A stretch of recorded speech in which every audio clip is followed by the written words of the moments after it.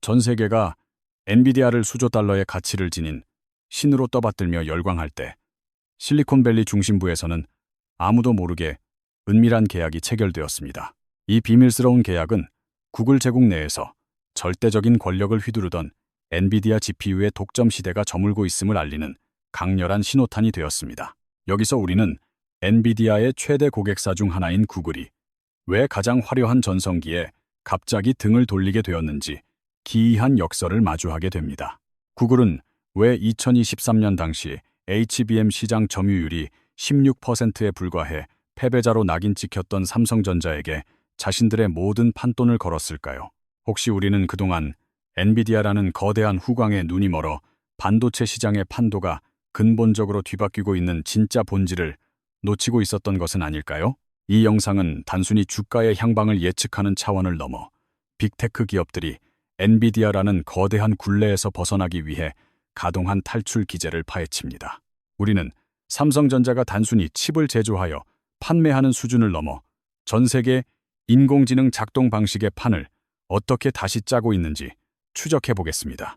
불과 1, 2년 전인 2023년의 기억을 되살려보면 당시 반도체 시장의 주인공은 엔비디아와 손을 잡은 SK하이닉스로 매우 명확했습니다.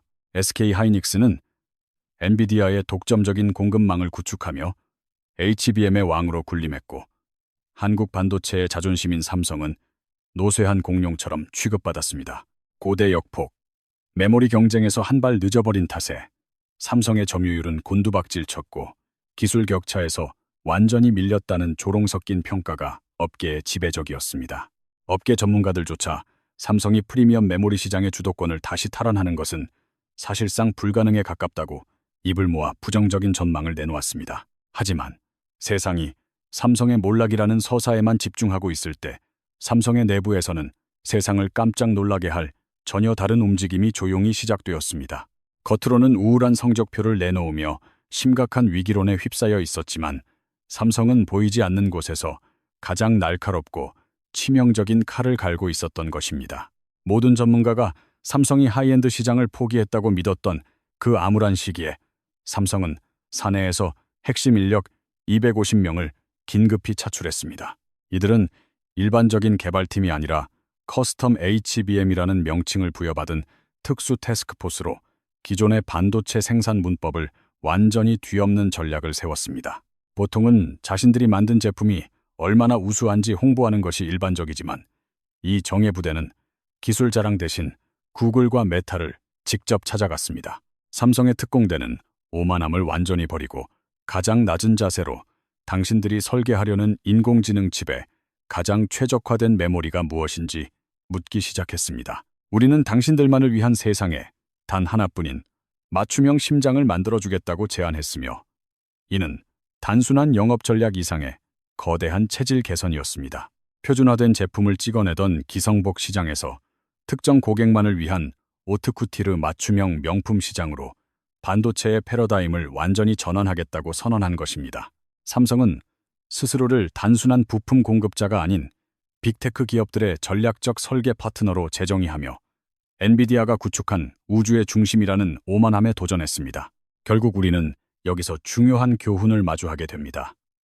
엔비디아의 치명적인 실수는 자신들의 GPU가 우주의 중심이라 믿은 오만함에 있었습니다. 그리고 우리의 실수는 삼성이 그저 속도 경쟁에서 뒤처진 2등일 뿐이라고 지레짐작하며 그들의 거대한 잠재력을 과소평가한 무지함에 있었습니다. 삼성이 노린 것은 단순한 속도 경쟁의 승리가 아니라 게임의 규칙 자체를 완전히 바꾸어버리는 거대한 판 뒤집기였기 때문입니다.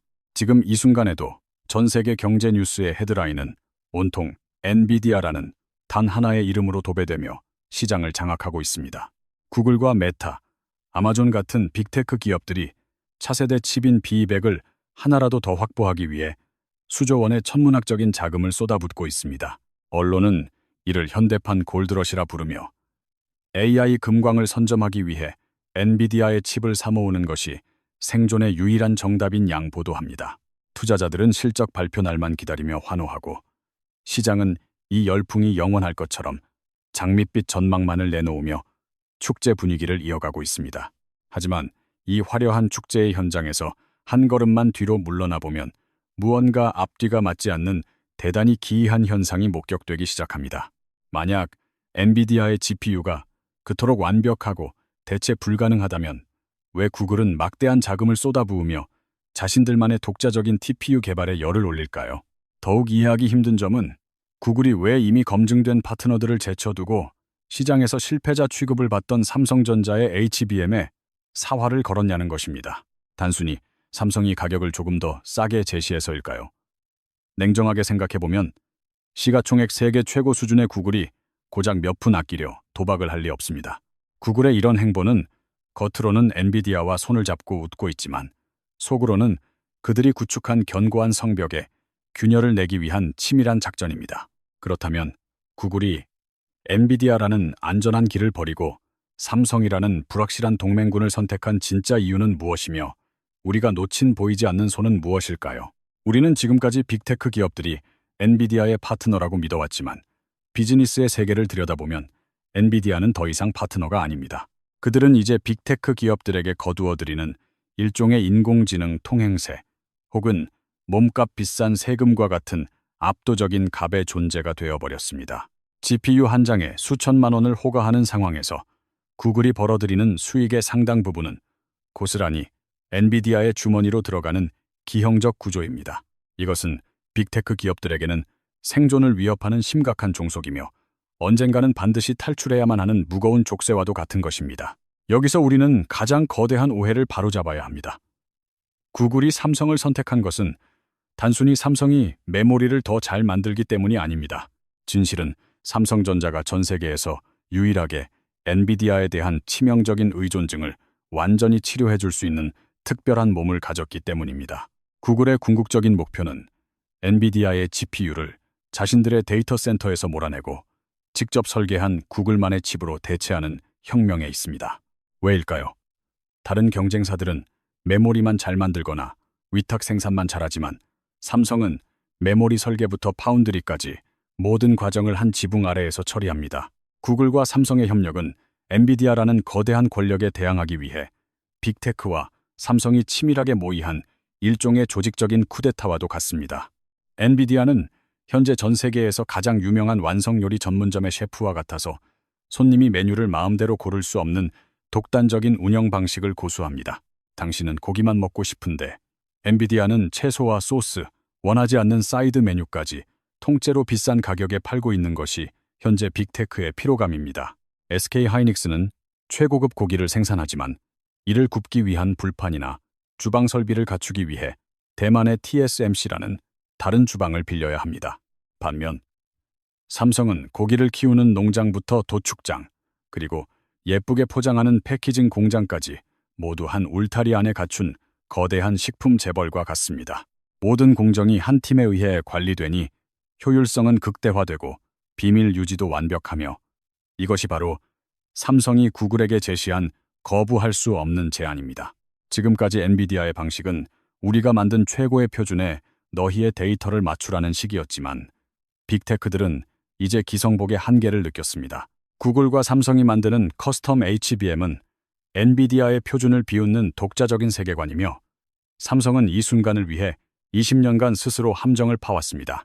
과거 파운드리 사업에서 수조 원의 적자를 내며 비난받던 고통스러운 시간들이 알고 보니 오늘날의 통합 솔루션을 위한 치밀한 설계였던 것입니다. 이제 HBM은 단순히 옆에 붙이는 부품이 아니라 연산 칩과 완전히 하나로 통합되어 칩의 뇌 그 자체가 되는 구조로 진화하고 있습니다. 설계부터 생산까지 한 집안에서 처리하지 못하면 구현 자체가 불가능한 영역에서 삼성은 20년 전 지어놓은 집안을 여유롭게 걷고 있습니다. 하지만 맞춤형 반도체 시대가 열린다는 것은 우리가 오랫동안 누려왔던 호환성의 시대가 종말을 고하고 파편화된 세계가 온다는 뜻이기도 합니다. 구글은 구글만의 HBM을, 메타는 메타만의 HBM을 갖게 되며 이들은 서로 소통할 수 없는 철저히 분리된 기술적 섬이 되어버릴 것입니다. 과거에는 엔비디아 칩만 있으면 어떤 소프트웨어도 돌릴 수 있었지만 이제는 특정 기업의 클라우드와 하드웨어에 영원히 종속될 위험이 있습니다. 삼성이 제공하는 강력한 맞춤형 무기는 역설적으로 빅테크 기업들에게 절대적인 지배력이라는 선물을 안겨주어 우리를 실리콘 감옥에 가둘지 모릅니다. 삼성이 승리할 수 있었던 진짜 이유는 압도적인 기술 수치 때문이 아니라 구글을 위해 자존심을 버리고 헌신적인 조력자가 되기로 자처했기 때문입니다. 엔비디아는 전 세계를 자신의 규격에 맞추려는 왕의 자존심을 지켰지만 삼성은 고객의 요구에 모든 것을 뜯어고치는 토대가 되기를 선택했습니다. 이제 질문은 누가 더 빠른 칩을 만드느냐가 아니라 우리가 사용하는 인공지능의 주인이 누구이며 누가 자신의 거대한 자아를 희생하느냐에 달렸습니다. 엔비디아가 생존을 위해 라이벌과 손을 잡는 굴욕을 택할지 아니면 삼성이 제2의 TSMC를 넘어선 권력을 택지 여러분의 생각을 댓글로 남겨주세요.